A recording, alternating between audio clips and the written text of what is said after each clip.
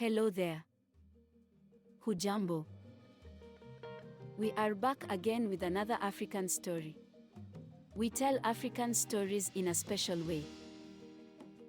As our name suggests, we tell our stories through the African lens. Afro-lens stories. We tell our stories around the fire, or sometimes under the baobab tree. This is Afro-lens stories. Join us as we go deep into Africa's culture and history. Welcome.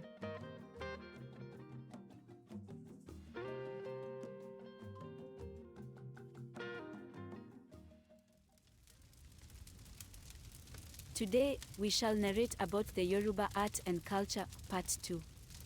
We shall cover the Royal Arts, the Ogboni Society, the connection between art and Yoruba spirituality, Masquerades and Masks. Welcome.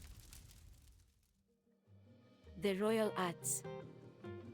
We highlight two artifacts that deeply portray royalty for the Yoruba.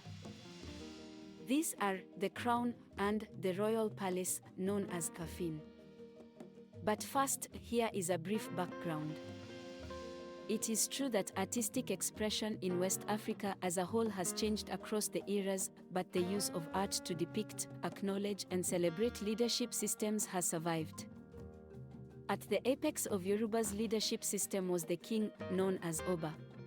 One of the prominent kings was the Oni of Ifa, whom we've mentioned in the previous installation. Oba was partly a god. He carried the utmost political authority. He represented spiritual leadership. When he died, he was succeeded by a person from his lineage, selected through a consultative process by the kingmakers, who also consulted the oracle. With the help of a council of chiefs, the Oba governed effectively. We proudly note here that the early Yoruba political system had women representation in governance, which played a significant role in decision-making. They also had an independent general, who led the army. Let's now hear about the crown. The king's crown is called Ade or Adenla. The crown has the beaded veil to shield the people from the king's gaze. It has birds to portray the power of women who supported the king's rule. It also has a face, or faces, which represents the king's ancestor or Oduduwa. Birds are an important element on Yoruba crowns. The great bird at the top of the crown is said by some to represent the egret, the bird of decorum, a symbol of orderliness and settler of disputes. Now, when the king wears the sacred fringed crown, his being is modified. His outer head is covered by the crown, and his inner head becomes one with the sacred authority and power known as Ashhe, of the ancestors. He cannot touch the earth and thus stands on a mat or cloth. The second artifact portraying royalty for the Yoruba is the palace. The palace is called Afin. The most imposing architectural structure in a Yoruba city, the Afin, is also the site of the most sacred worship and celebrations. As in early Ifa, the palace stands in the center of the city, and all roads lead to it. The King's Market, usually the most important market in town, lies at its door. An Afin consists of numerous courtyards of varying sizes, most surrounded by verandas. Steep roofs, once thatched, are today covered with corrugated steel. In the 19th and early 20th centuries, artists fashioned wonderful objects to enhance the splendor of the palace, record the exploits of the kings and chiefs, and display religious symbols and metaphors to the public. In making such commissions, kings historically sought the most skillful artists from their own realms and beyond. One such artist was Olawe of Iza. He is regarded as one of the best-known Yoruba sculptors of the 20th century. Over the course of his career, he produced doors, posts, chairs, stools, tables, bowls, drums, and ritual objects for palaces and shrines in the kingdoms of Ijiza and Ilesha. Between 1910 and 1914, Olawe worked at the palace of the king Bogoga of Ikia in northeastern Yorubaland. The Ogoga was probably familiar with the works that Olowe had carved for the palace at Iza and wanted to make his own Afin, equally magnificent. Among the works Olowe created at Ikara are 3 veranda posts that once stood in the courtyard in which the Ogoga sits in state for ritual and ceremonial occasions. Olowe also produced a door for the same courtyard. As a remarkable example of palace art, it depicts the Ogoga's reception in 1897 of Captain Ambrose, the British Commissioner of Ondo Province.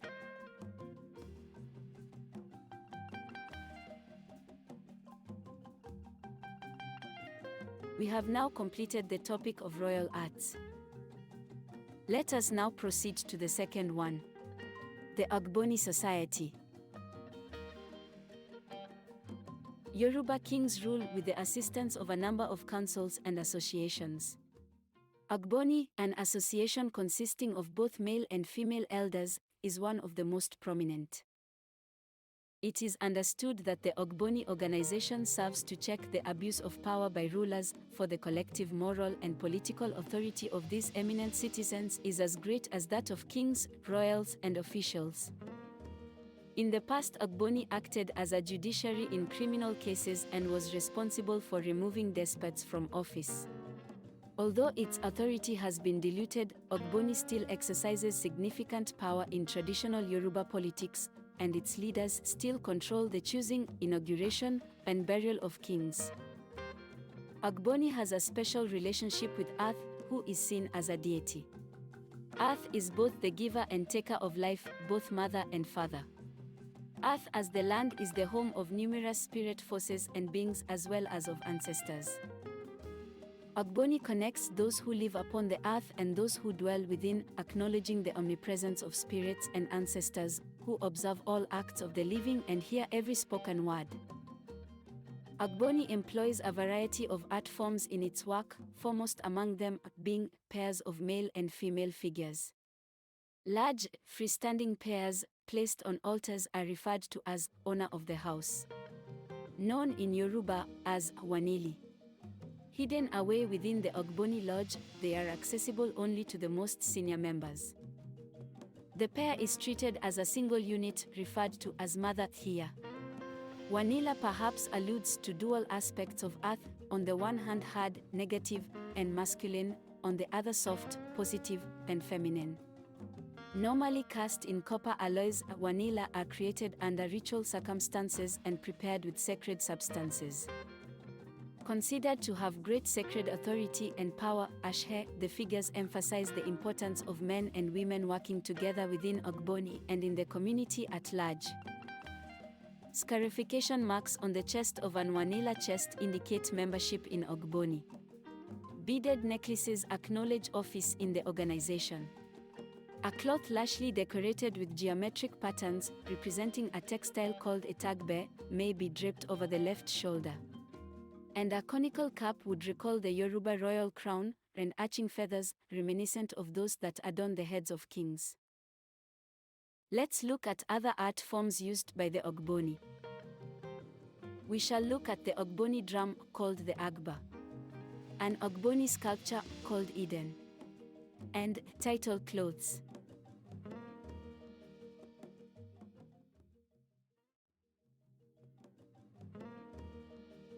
The Agba has a hollow, tapered cylinder carved from the trunk of a tree. An animal skin membrane is stretched and pegged at the top. Its sides are carved with images in sharp, low relief. An Agba would be part of a group of such drums, thought of as a family. The largest of them is referred to as the mother drum. The smaller drums that accompany it are likely carved with related motifs. Agba functions in a variety of ways. On a practical level, they announce the meetings of the Ogboni Lodge every 17 days. They are also sacred objects, and in yearly rituals the blood of sacrificial animals is rubbed into its sides. Because of its sacred character, the intricate iconography of this drum would never have been seen by anyone other than initiated members. What about the Eden? The Eden is an Ogboni sculpture that come in pairs. The Eden has the sacred power, Ashhe. and so non-members are not allowed to see them. Eden serve as public symbols of the power and presence of Ogboni. They also refer to the male and female founders of the community and express the cooperation between men and women in society and the need for a balance of power between them.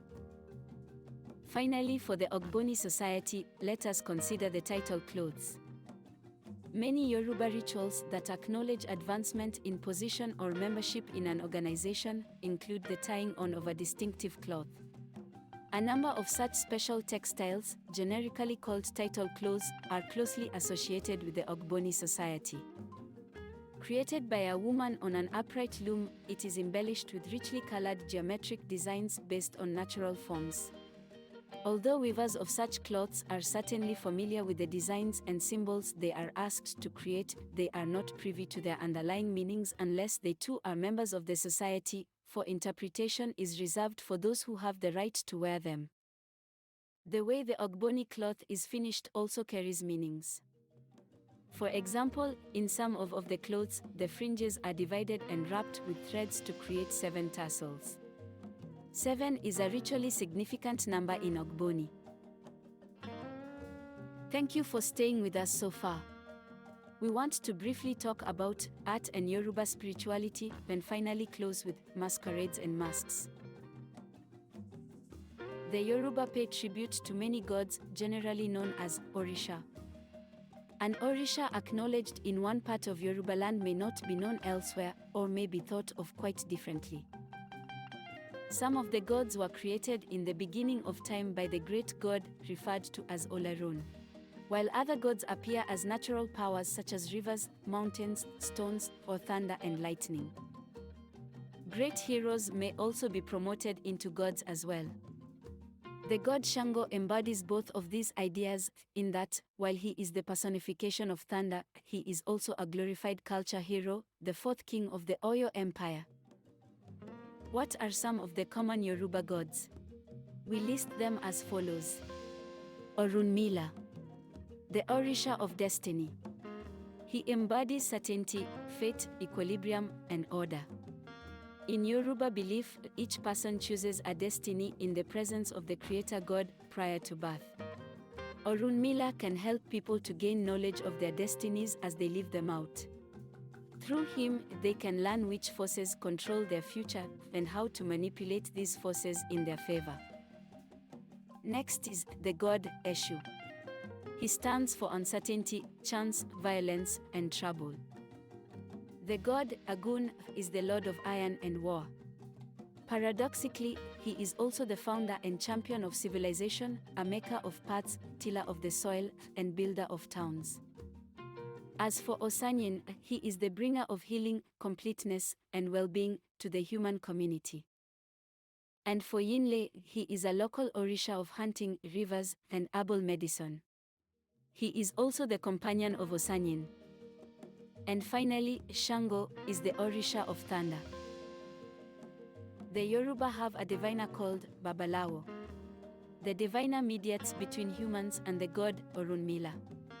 To reach Orunmila, the diviner will go through the god Eshu. The divination process for mediating between humans and Orunmila is called Ifa. The essential sculptural object for Ifa is a divination board upon Ifa. When in use, the board is sprinkled with dust from a special wood. The Babalawo throws 16 palm nuts to determine a configuration of 8 sets of signs. He draws the signs in the dust, then erases them. Each of the 256 configurations that can occur is known by a name and is associated with a body of oral literature. As the Babalawo chants the appropriate verses, clients interpret them to apply to their own situations. When attracting the attention of Orunmila and Eshu, the Babalawo wraps a special tapa, the Iroke, on the center of the open Ifa, and at the same time recites verses to acknowledge and honor the god Eshu, the messenger. The palm nuts used in Ifa are kept in a carved container called Agira Ifa. Fashioned of wood, or more rarely of ivory, Agira Ifa vary greatly in form and may range in height from a few inches to over a foot. Other divination paraphernalia may be stored in large, multi-compartmented, lidded containers or divination bowls called open egidia.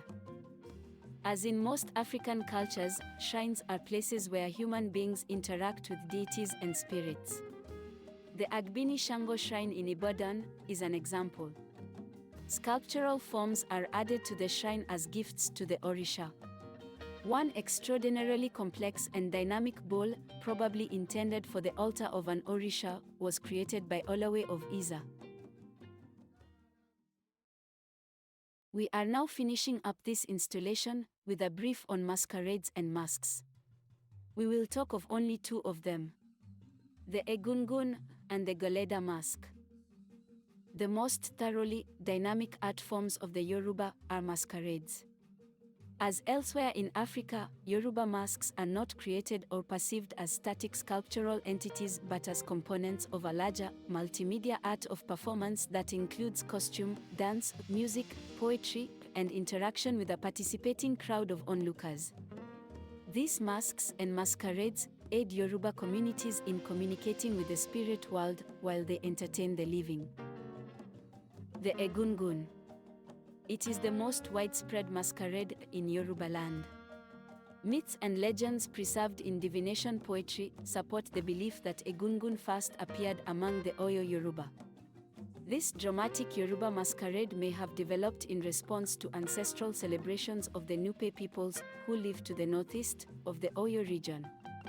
Nupe ancestors are honored with spectacular masquerades consisting of moving cylinders made of white cloth, columns that rise mysteriously to tower high above the participants. Whatever its history, Egungun is particularly important in Oyo. Their Egungun celebrations take place over a period of several weeks, manifested in performances within lineage compounds and in public performances. Many Yoruba associate Egungun with the veneration of ancestors, believed capable of helping the living community, if they are properly honored. Some Egungun masquerades impersonate the spirit of the recently departed, returning to ensure that all is in order prior to making the final journey to the spirit world. In other situations, the Egungun merely appears to entertain when ancestors are venerated. Egungun, like the ancestors they are associated with, are identified with specific families. They play a regulating role in the family and serve as a link between the living and the dead. There is an air of the sacred attached to the Egungun and to the rites and celebrations of which they are a part. They are prepared for action within a sacred grove.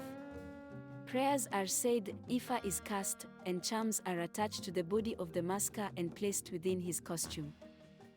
Donning the costume, the masker is depersonalized, ritually transformed into a human repository for the spirit of the returning ancestor. When he enters a state of possession, he speaks with the voice of the deceased. The Goleda mask. The masquerades of the Yoruba Society are limited to the southwestern region. Goleda's origins are often attributed to the kingdom of Ketu, situated in the present Republic of Benin, and to another kingdom, Ilobi.